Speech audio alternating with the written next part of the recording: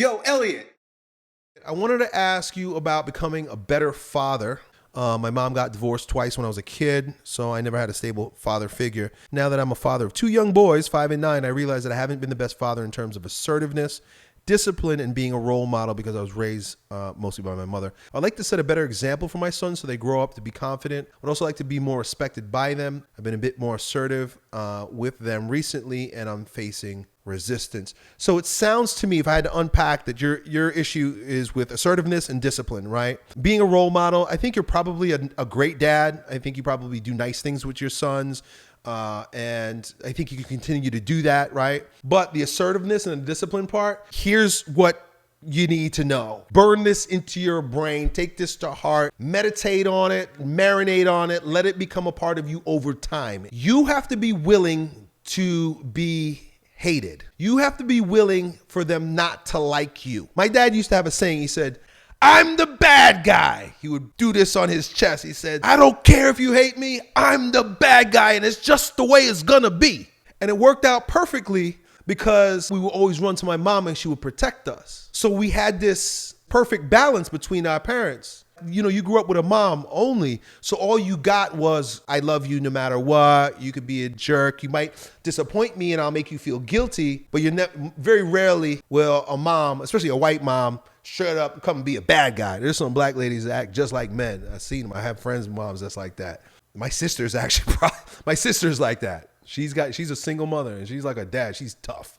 But I would imagine your mom was probably very loving and she was very concerned and she was very caring and she would probably use guilt or shame, but very rarely would she use aggression, assertiveness to discipline you.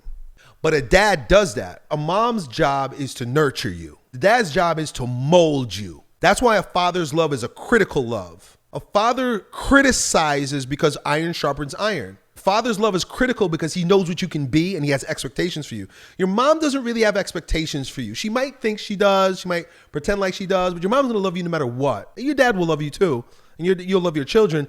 But the disappointment of a father is different than the disappointment of a mother. And so you got to be willing to let your children know that you're disappointed with them, but also it's not good enough. You also have to be willing to be hated by them. I say hated with, quotations. But just like my dad, you got to be willing to be the bad guy. I don't like being the bad guy, but when I do get to be the bad guy, I'm so happy that I am. There are times, one of my daughters in particular, where I just have to be hated. Hey, look, I don't care if you hate me. I don't care if you don't like me. I don't care if we're friends or not. You're not going there. You're not doing that. That's it. Make all the noise you want. It does not matter. And that's the way you got to be. That's what your sons they'll crave that. Create boundaries and maintain those boundaries. Here's another one from my dad. He tells me this as an adult. He has a tip. He says, "Your children must know that you're a little bit crazy and that you could flip your lid every once in a while." He would do things, and I ended up doing things like that, like punch a hole in the wall. Like I punched a hole through one of my daughter's her door. Bang! And she was like right there. Freaked her the fuck out. She was right there. I was talking to her and I went boom, like I punched the wall. Why? So do you know that there's a certain boundary that if you cross, you will make me a madman? So the thing is not to be out of control, but you need to see to the extent at which I can go. And sometimes your children need to see that so they can respect you. They have to know, whoa, don't mess with dad. He can go there. They got to know that you can go there. I was listening to one of my friends, kids were talking about him. They all love him. They all really admire their dad. I didn't know how much he spanked his kids. And he's got great kids. They're all in their 20s now.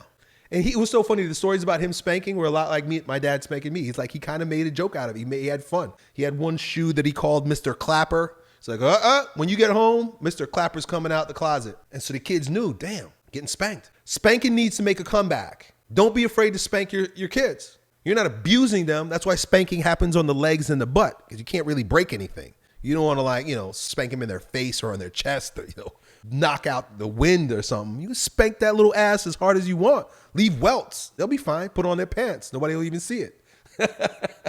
But they need spanks. I think spanking is good. So these are all things to just consider, bro. I hope that's helpful to you. Yo, Elliott.